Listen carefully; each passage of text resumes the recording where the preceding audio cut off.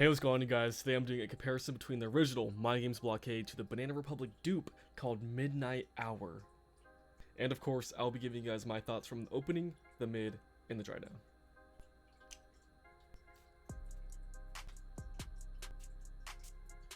Right off the opening, the main difference that I do get is that Blockade is a lot fruitier in the opening, while Midnight Hour is a lot more green focused and a little bit more focused on that oud and patchouli.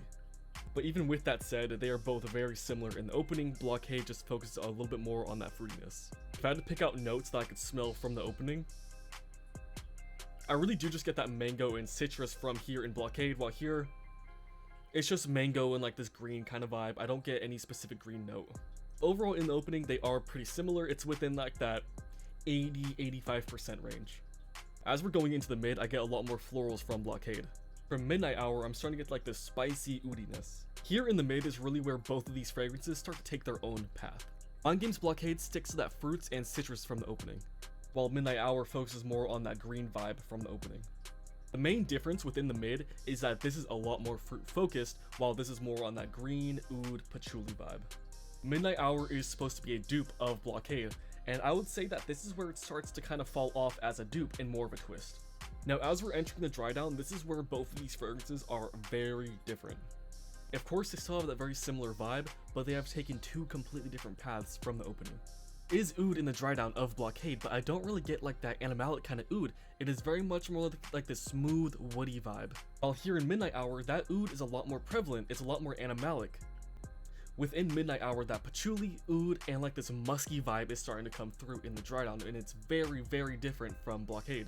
If you're expecting this to smell like Blockade, expect it to be more of a twist than a one-to-one dupe.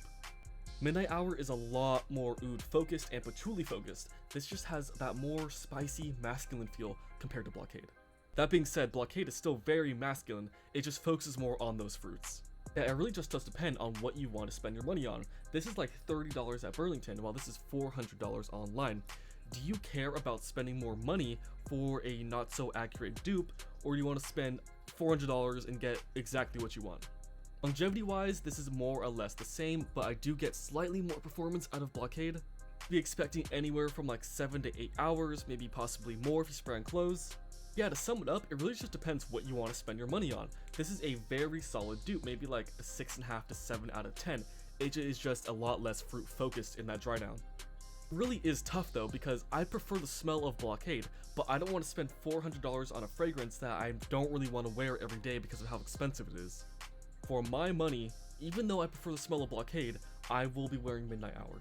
Thank you guys so much for watching. Like, follow, subscribe, comment, all of that, repost.